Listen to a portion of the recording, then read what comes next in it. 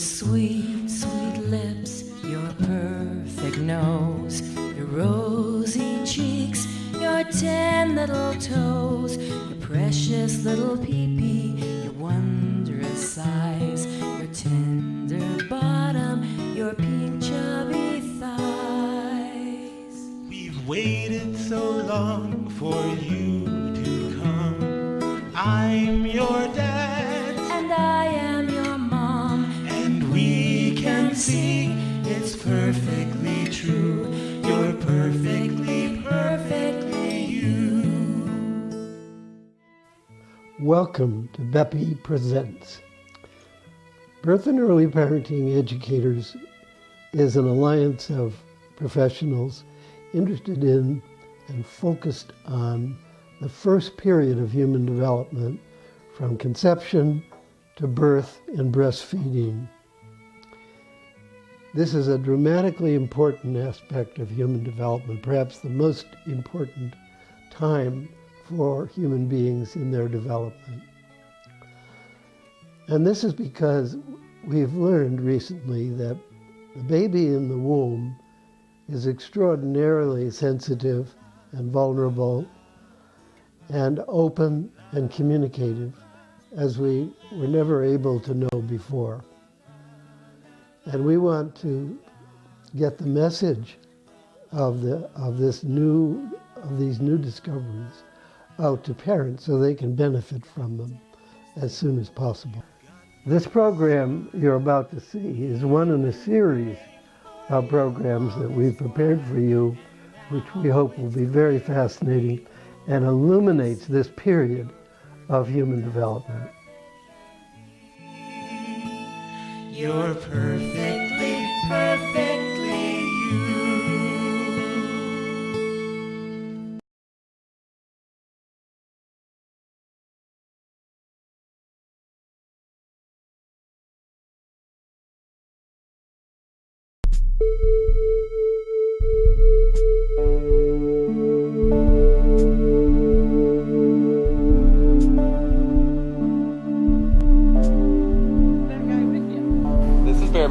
Bear. Hey, Bear. And Leona. Look at that. And her shirt says, I'm the big sister of a home birth baby, and I'm a home birth daddy.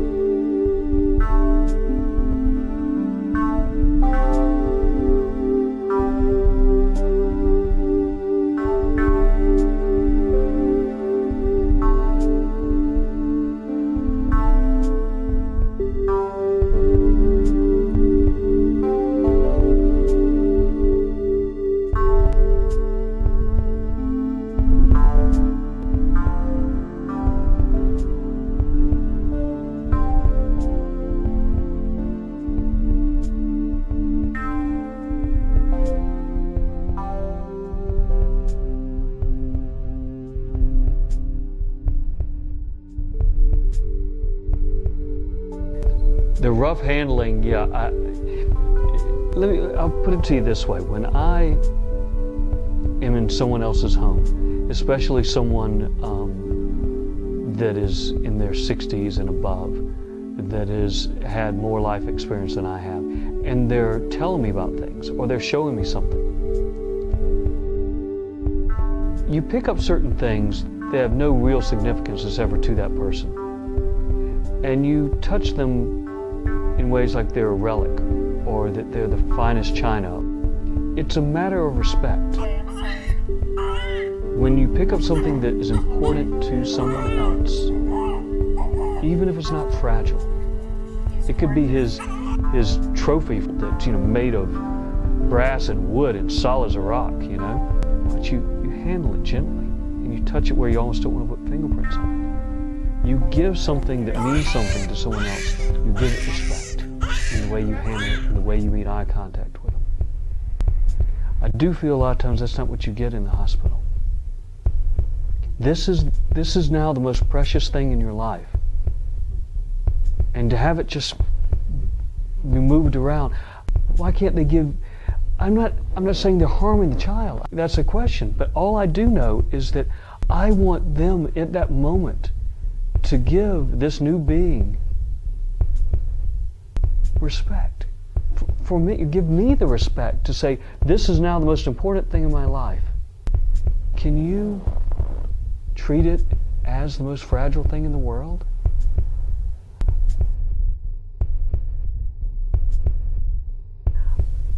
I want them to give me the respect, to have the empathy. I know they've done this 100 times.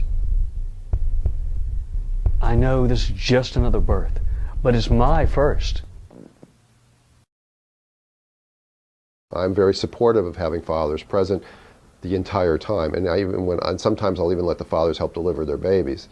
Okay, and we put the hands on it. When the baby's arms come out, then I have the mothers reach down and grab the babies by the arms and pull their own baby up onto their chest. So they both partake in it. And then the father's sitting there kind of like doesn't know what to do. And I say, touch your baby. And he said, do I have to wash my hands? No, it's your baby. Touch your baby. It's not going to break. It's not fragile. And they get into it, and suddenly they're into it. And it needs to be lauded and encouraged for fathers to be participants in this whole thing. And to love myself, yes, through it all. Yes, no matter whatever happens, no matter how I'm ever seen, I would remember now The whole orientation of the child what is true. and the brain itself is becoming oriented around the environment provided mostly by mother and father. That's why it's true to say to the parents, you are the architects of your baby's brain in the womb. No doctor is going to do it. They can't reach it. The parents are there every day. My dad was in the... We could wait too. It's okay. He wasn't in the waiting room or anything. But I never talked to him, like, what's it like? What do you do? How do you... What is a person's role? I mean, like, giving birth, like, obviously, you know what's expected of you, but how do you support, how do you show emotional support is a question that's never really asked. The fathers would welcome training if you would just give it to them.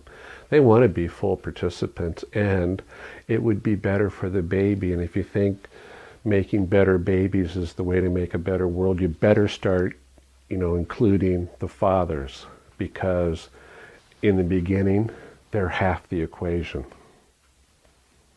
From the beginning. From the beginning. The fundamental idea of any growing baby is to adapt.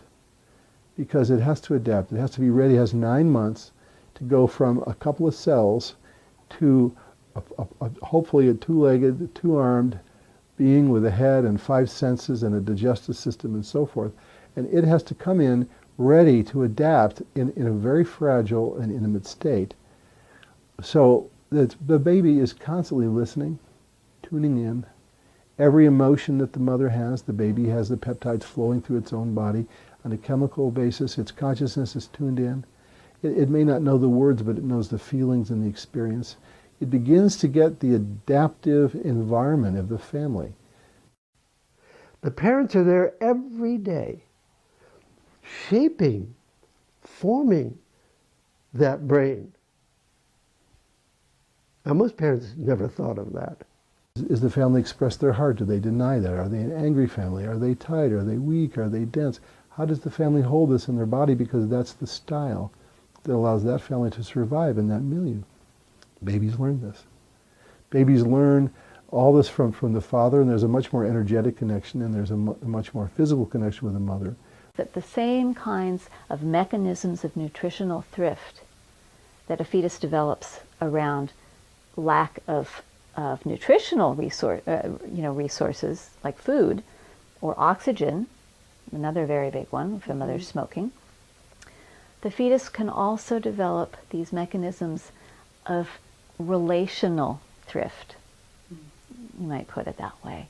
That, oh, there's no one really there for me. I'm kind of on my own here. And that's how early that dynamic can start. Then, of course, at birth you have that separation, which then just recapitulates that earlier perceived sense of disconnection. But once, if you can trust that idea and just go for it, it means that every day you're loving your child, welcoming your child, feeding the mother and protecting the mother so she gets the best nutrition, the best supplies, adequate supplies for the construction of the baby's body. And this is why it's incredibly formative and influential all these days between conception and birth, every day.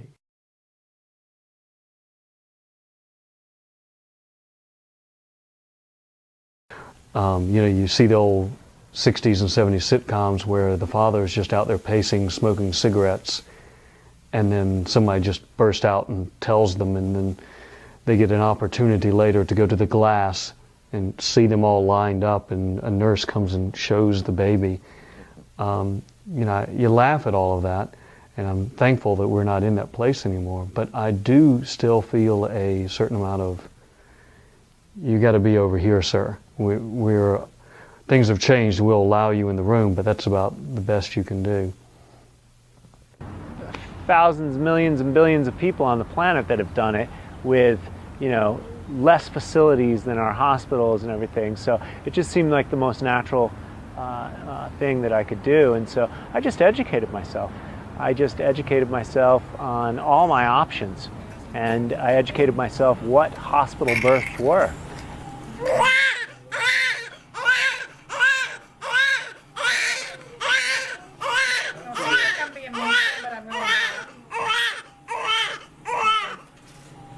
Can't hide from the nurse, sorry. Gentle. You can't hide from the nurse. You can run from the doctor, but you can't hide from the nurse. There we go. Let's get there you go, honey. All right. Time to go to mommy? He's beautiful.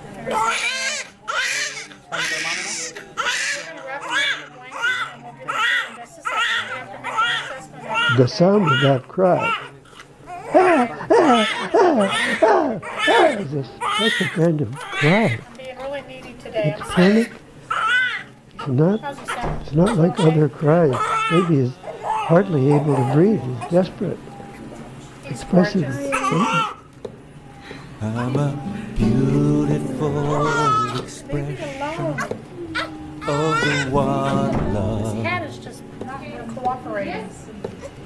I'm a beautiful expression of the one. But why aren't people aware that when the baby makes those kinds of sounds, what kind of torture is going on to that baby for him to make those sounds?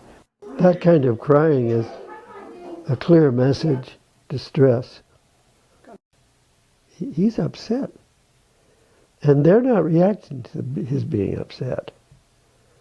They're not looking to the baby for any real information. How could somebody watch that baby reacting the way that baby was reacting and not understand what would have to be happening to them for them to make the same noises? They're causing it. It's psychologically wrong. It's unnecessary. It's medically unnecessary. It was evident that there was some practice being done on that baby. What do you mean by practice? Practicing of putting this, this suction in. Mouth and nose. I live it thoroughly. Yes, I live it now. But it was way overkill in what was being done with that baby. The baby was vigorous. The baby had good color. The baby was vigorous. It was crying. It was, you know, it had great tone. There was no reason to do, you know, probably what I saw. Probably 95% of what was being done was completely unnecessary, and I have no problem saying that.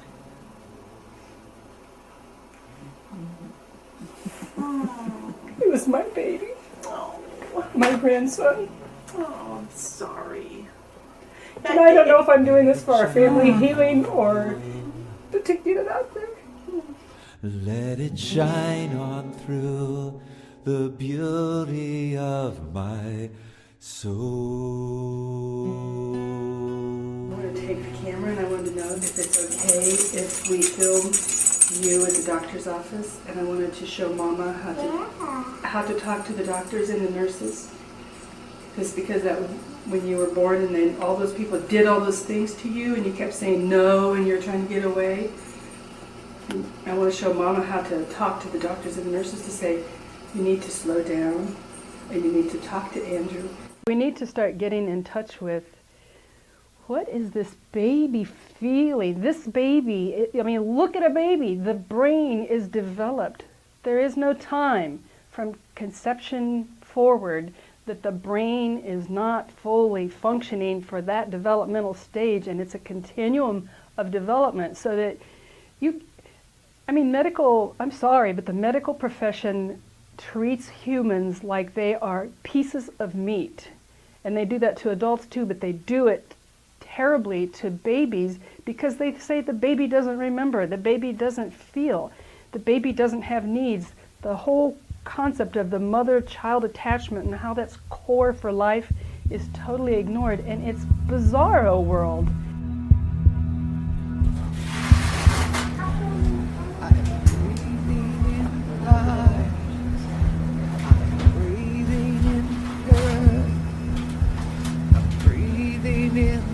Darkness of what it is to live. It's beautiful here.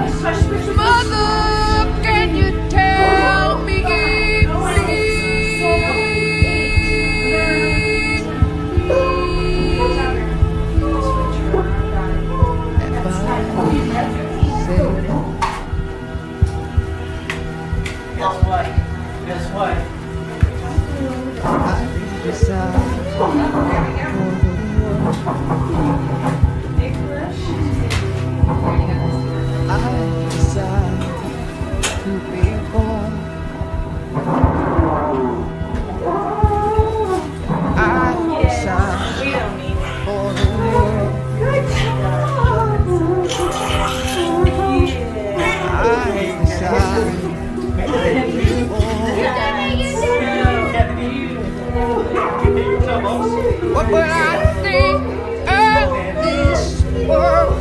Let's hold hands. What will I do in this world? Will I be afraid of this world? Yeah, we're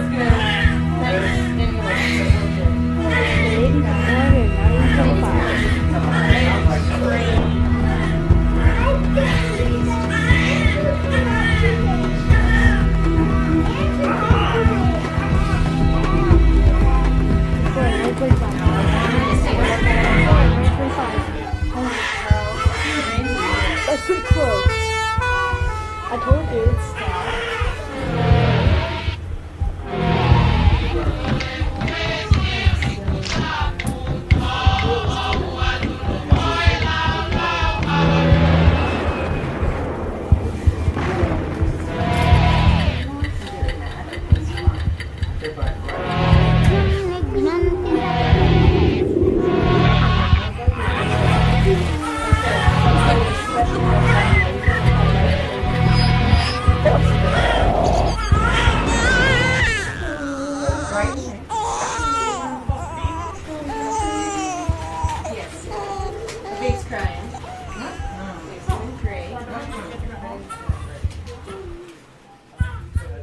Is that most of the people born in the U.S. since the 40s, anyone under age 70, have been disconnected at birth, if not before, from the separation that occurs, and grow up largely disconnected. The trauma is going to shadow that baby's life. It will be a ghost that nobody can recognize unless they're really smart. Our birth traumas that most of us have, particularly being born into this culture, affect us all profoundly. And the birth trauma affects us, for most people, at an unconscious level. We can't see this, but people from other cultures see it immediately. I've talked to students who've been in classes where I've given lectures who were foreign born and knew there was something funny about the American kids, but they couldn't put their finger on it until they heard this theory, and then they can see it very plainly. We can't see it. So what happens is that the men born like this, disconnected men like myself, we grow up looking for the mommy we never had. So what happens is that we have a society in which an enormous number of people, probably upward of 90% of people, are being affected by what happened to them in and around their own births, and they are totally unconscious of their behavior being influenced by this experience. Now, this happens in many, many, many situations, but certainly it happens in birthing situations, in which people who are attending the birth, their own birth feelings are getting re-triggered at that moment, and will impact how they will relate to the mother and the baby in that situation. It reflects, it's a classic, typical reflection of routines that are imposed upon mothers and babies and fathers in birthing in hospitals. And it's a rare hospital, and it's a rare set of staff, doctors, nurses, the people supporting, this hospital birth. It's rare that there is a consciousness of how the sanctity of the birth and the experience for the mother, the baby, and the father, that family configuration, whoever they may be, the grandmother, the family that is there. Your children are our legacy, and in that, there's something to be cherished, nurtured, and given every opportunity of protection and love. At every level and at every stage of development, from being a single cell to a group of cells that's an organ, to a group of organs that's an individual, to a group of individuals that's a family, and so on, now to community, to nation, to, you know, continent, to race. The organism is always involved in making a choice, and it is a binary choice. It's either growth or protection.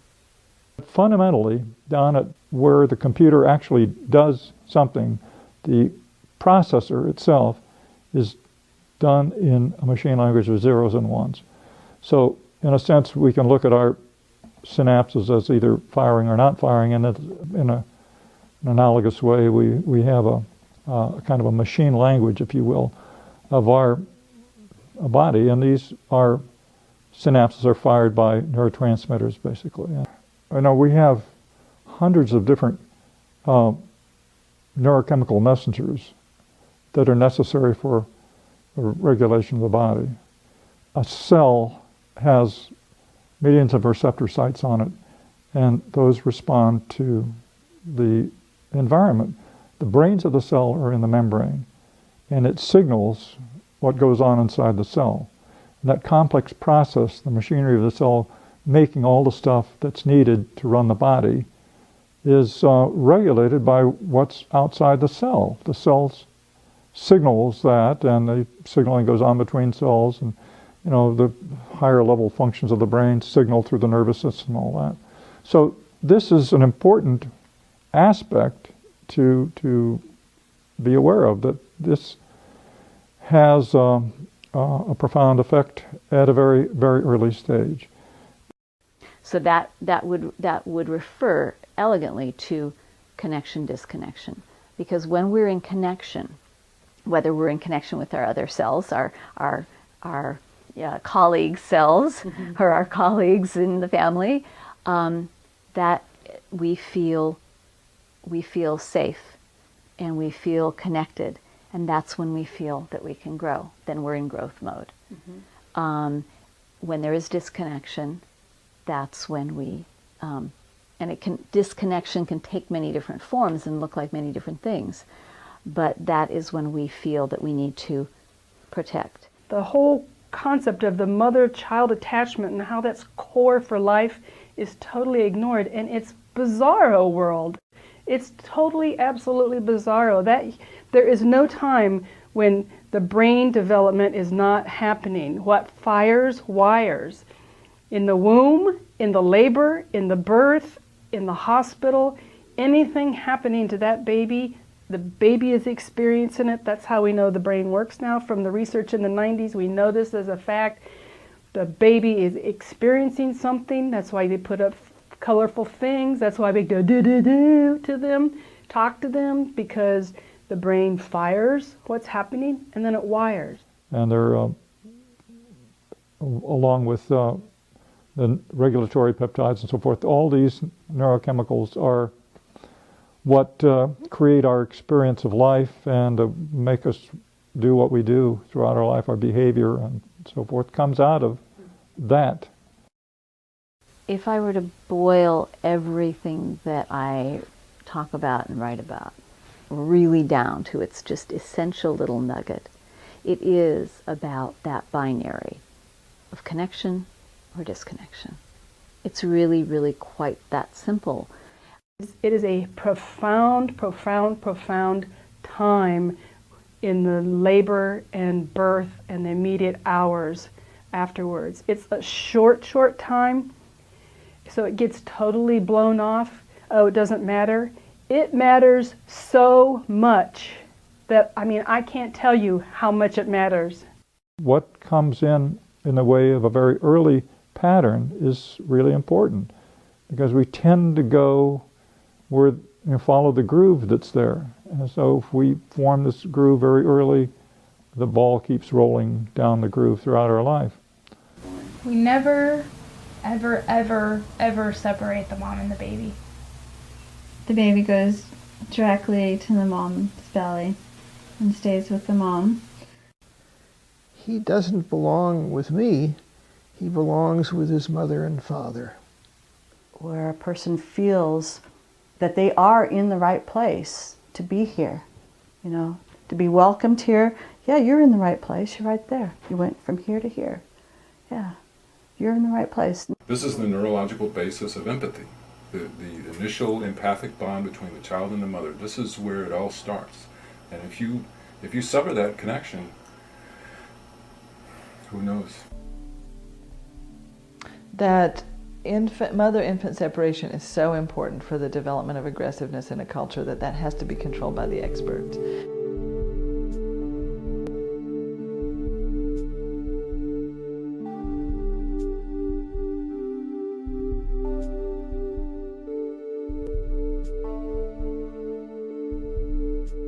And so it may be that in times of peace, that leaving mothers and babies together is what we need so that we can be peaceful. But in times of war, since we have to raise a warrior generation, we need to separate them. And so that may need to stay in the hands of the elders so that even subconsciously they may be controlling that.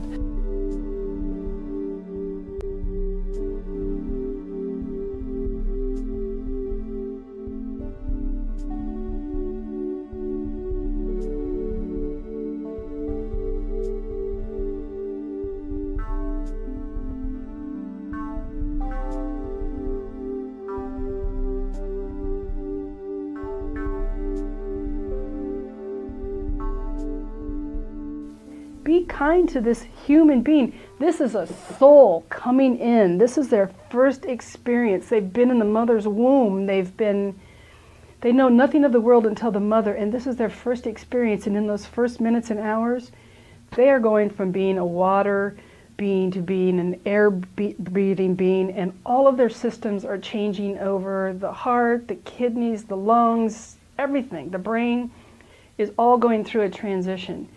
The uterus is the most sacred place. It's a safe place for us to be.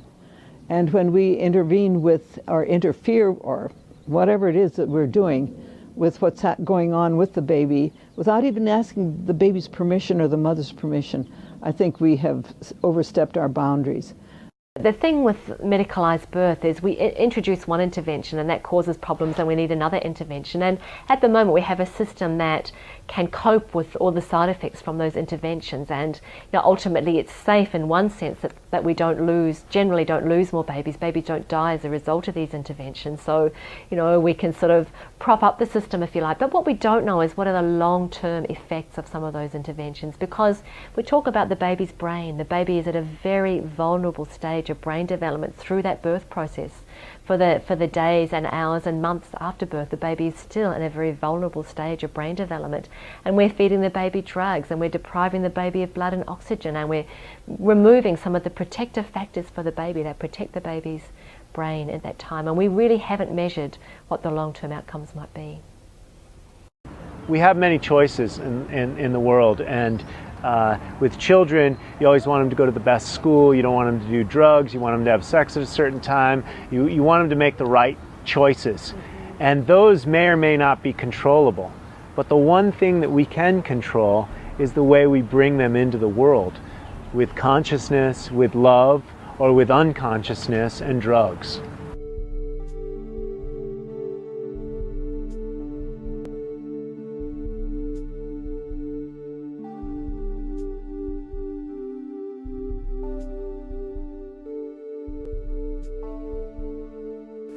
At birth, it's an epoch. It's a new age. It's a huge new development.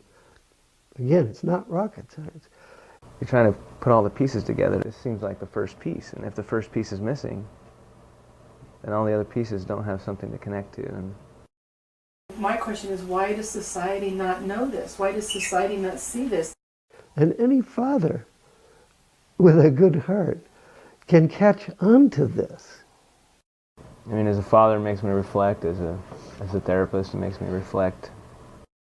Here's what people don't know. The baby has a psyche. The baby is an aware, feeling being that knows everything that's happening, that records somewhere in the baby's body all of these events that happen. We're not talking how much brain matter there is now. We're talking psyche, which literally means mind or soul. We have a physical body, and then we have a soul. and the mind is interacting between the two. It's a living human being who has a integral consciousness that is part of every cell of their body.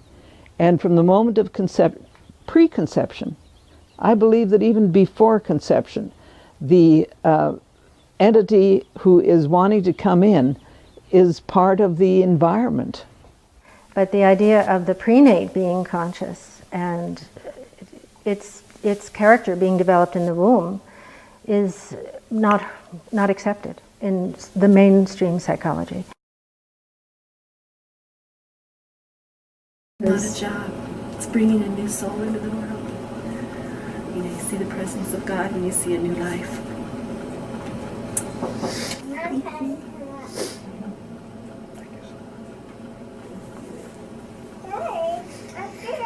Being a father myself as well, and the incredible feeling that you have,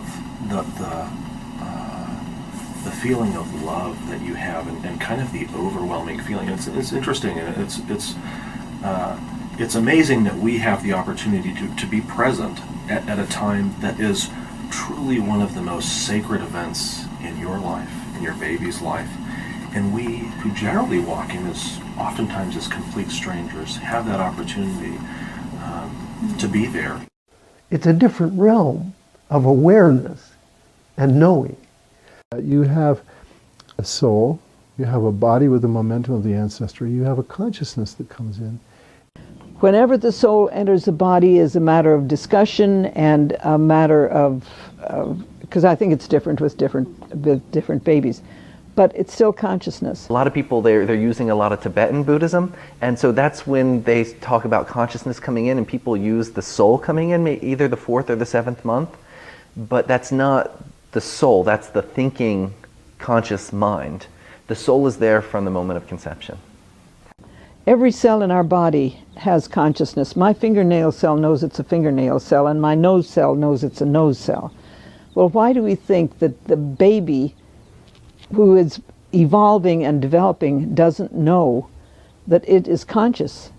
These are memories that are cell memories. They are part of who that soul is, and they carry them with them forever. Part of human nature to have a psyche.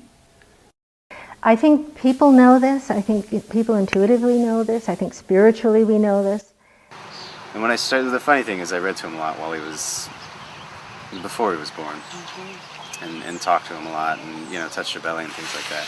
It is true that babies have in utero the capacity to hear and smell and see and taste and touch. There's lots of science, lots of evidence now that the baby is always aware of what's happening, always cares about what's happening to it. The literature that's available about common sense, really, about what anyone would understand intuitively, what any mother allowed to be a mother would intuit very quickly, that the baby is really a human being right from the beginning. If the people realize that baby is sentient and present and participating, the baby's been participating in the birth. The baby's in there pushing with his legs and moving its head. The baby is actively involved in the birth.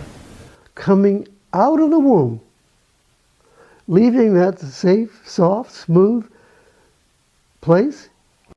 But it isn't until really they come into air where those senses are really firing up. I'm always shocked when people are like, they assume that you definitely would be safer in a hospital.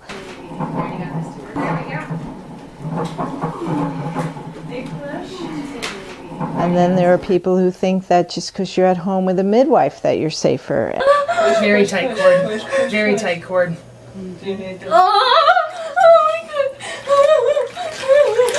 Wherever birth happens. Well, the baby's going to be paying 100% attention to where it is and what's happening. It's not as simple as being at home or being in a hospital.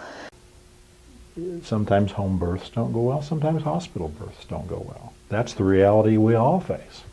Embracing the baby as an aware, experiencing, feeling being is what makes birth safe for the baby. They've been in this quiet, protected, muffled environment, and now all of a sudden they're out here being assaulted.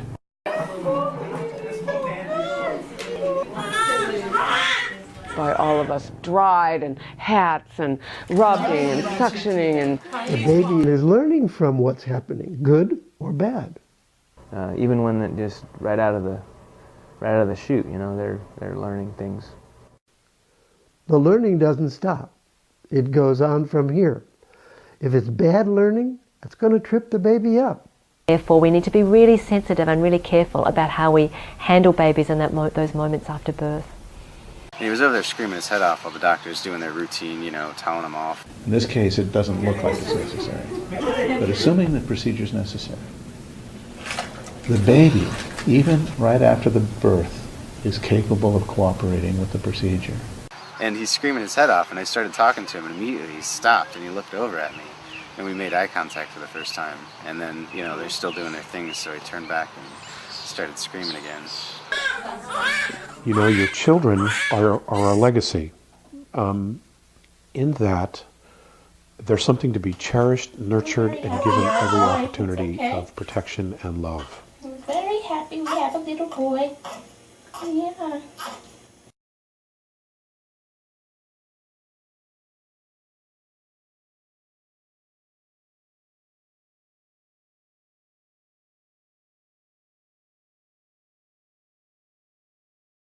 The medicine that I was taught, and it's still being taught in the medical schools, is what I'm calling a war machine. So you can have just that basic level where you have a place that can deliver the baby, that can clamp the cord, and may even be able to handle an emergency that arises. But this is very primitive, and they may not allow the father into the delivery room. It may not be very kind to the mother, but that's battlefield conditions. Everywhere. We have created cultures of war and generations of war.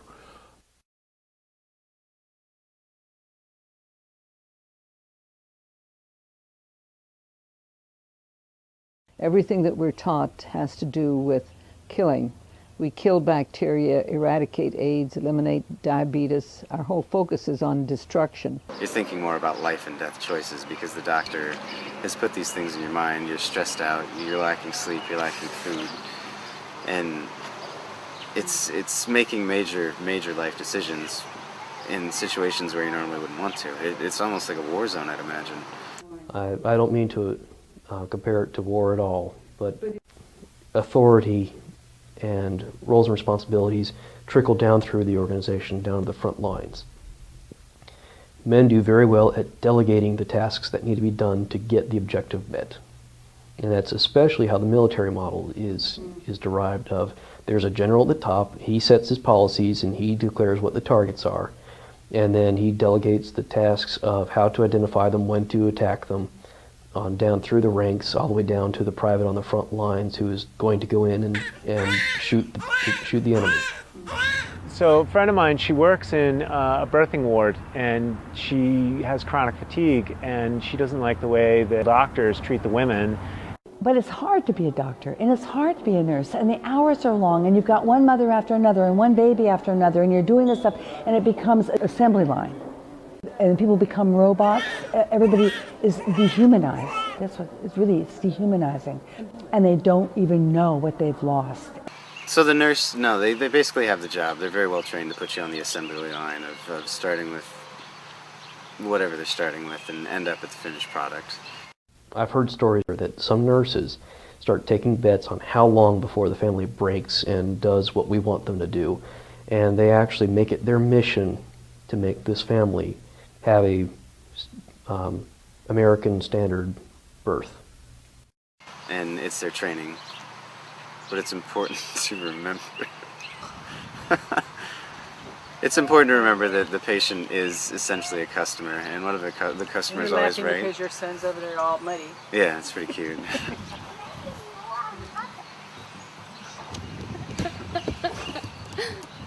Making more mud. He's making making mud.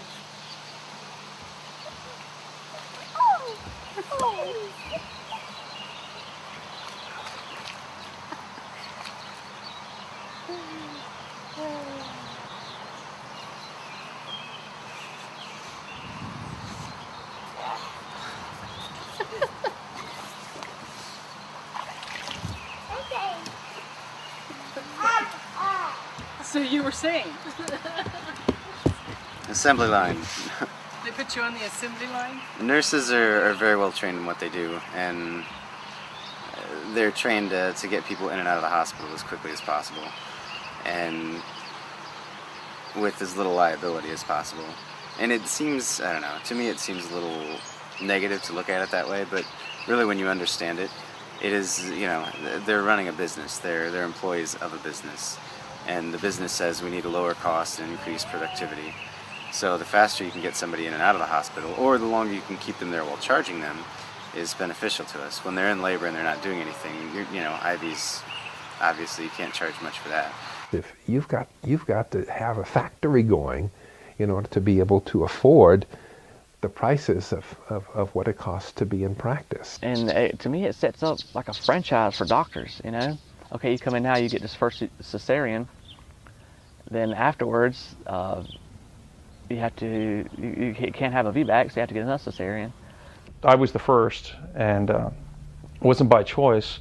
The doctor, you know, after it was like 3-4 hours of her trying to push, comes in, oh, well, his oxygen or his heartbeat was dropping, it's going to be an emergency C-section now.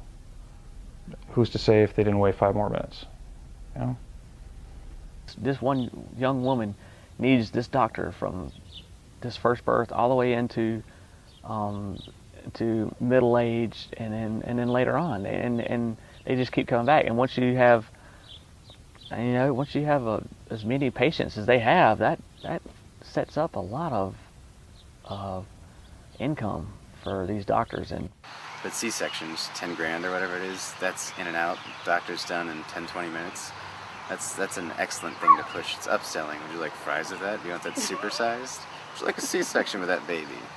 Oh, you don't want a burger when you have a Whopper. Exactly. No, exactly. It's efficiency over effectiveness, and it's the dehumanization of the process. They're dealing with like a side of beef and not a human being. The whole system is dehumanized for purposes of efficiency.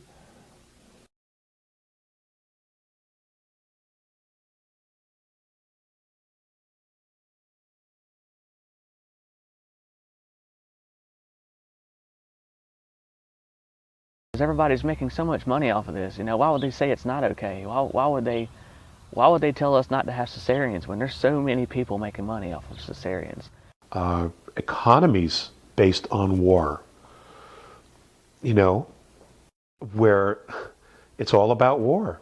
And this relates to birth? I think so. You know, here are children coming into the world, and essentially the first thing that happens is, you know, they probably feel like they're being attacked. Tubes shoved up their nose and suction things down their throat, and their genitals inspected or mutilated, being given vaccine shots. They have no idea what the hell's going on. The father is usually behind the glass or not even in the room. They're in there with their babies, but there's some invisible wall that they are having difficulty reaching across.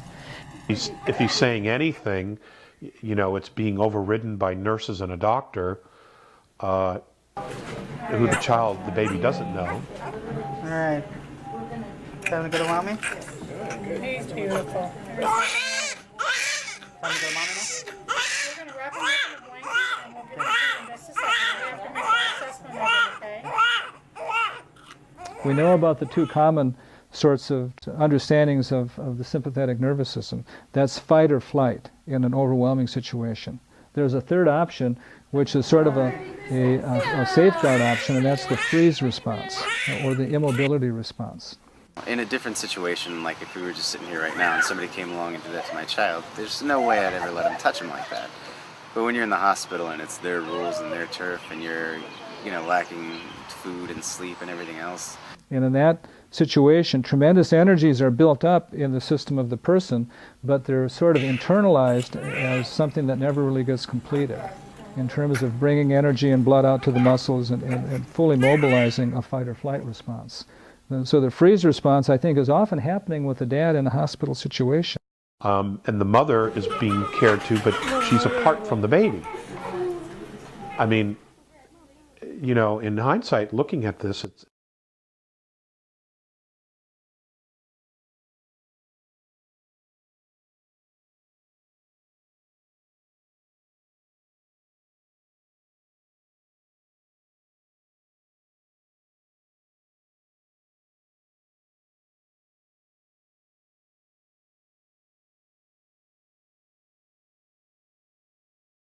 it's a profound contradiction of love and tenderness, profound.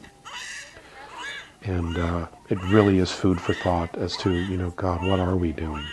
And it's unnecessary. They're routines that because they get established because of volumes that come through, and because this is kind of normal routine for us because we're working here, we see it every day, completely forgetting that this is the birth of this newest family member here. And that it needs to be honored. Maybe I just presumed from our conversations and your work that you also see the baby as sacred. Absolutely.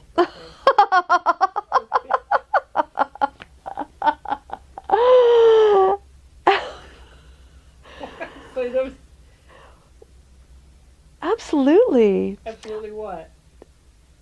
Babies are sacred. It's all sacred. Life is sacred. We've lost touch with life being sacred. We've lost touch with birth being sacred. We've lost touch with the fact that we're sacred. For whom having a child is really a spiritual experience, there's something sacred about the creation of a new life and about welcoming that new life into the world. And there should be, and those people feel that there should be a kind of a ceremony, a kind of a ritual that goes on at that point. If we're alive, we're going to have pain, we're going to live, we're going to die. Birth and death become part of the whole process. This world, from this universe into this universe, and going out of it, I mean, those are the two most profound times of our lives. We're trying to create a sacred space within a context where there's an enormous amount of paranoia and fear. And the doctor who breaks the rule, so if the doctor who was present at my daughter's birth had said, no, let him have the baby, then he might not have had surgical privileges at the hospital anymore. So this is the kind of environment. Hopefully we can rise above that and begin to have something that comes closer to bringing the father in and having the father be a part of the process, to somehow of training the personnel. It's rare that there is a consciousness of how the sanctity of the birth and the experience for the mother, the baby, and the father, that family configuration, whoever they may be, the grandmother, the family that is there. That they can interface with them in such a way as to be supportive of that. And that becomes then a hospital or a delivery unit that takes care of not just the body, but also the emotions, also the minds and the spirit of the family that they're working with. And it really is up to the practitioners in the room to try to encourage the father to be participating and prevent the dynamic where the baby is shoved away or the nurses push the father out of the way or anything like that. That again, and that has to be a learned behavior.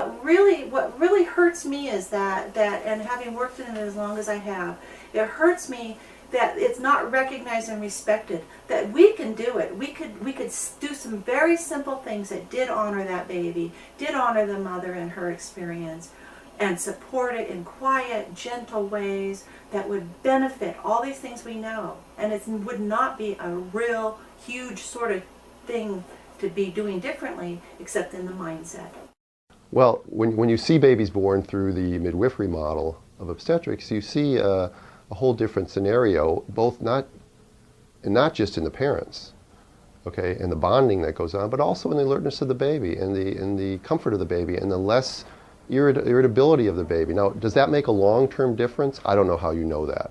I don't know, does a baby born by the midwifery model have a calmer nature when they're 25 years old? I don't think there's any study could possibly ever say that, but it just... You don't think so? But it's possible? Well, I don't think there's any study that's ever shown that or proven that, because there's too many variables. You could never really do a study like that. But what I can say is common sense says if the baby's doing fine, leave them alone. Leave the baby alone. My personal opinion is we're actually in the dark ages, and we will, they will look back 200 or 300 years from now and just shake their heads at how we could possibly misunderstand the earth, animals, children, human development. I mean, we really are in the dark ages.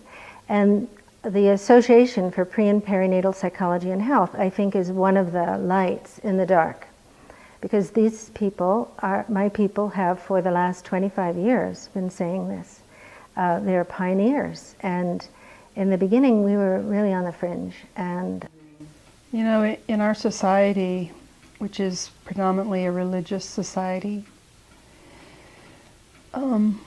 we really don't regard birth in a sacred way. We don't really regard beyond the abortion issue that this is a soul. This is spirit coming into what appears to be this little helpless body that doesn't know anything. But we couldn't be farther from the truth. This is a huge, magnificent, shining, brilliant spirit, part of God, part of the universe. The soul is divine, coming into this body. And we will always be, we are all of us here, our souls in a body, having an experience, having a physical experience. People were very skeptical about it, but now it's beginning to take hold.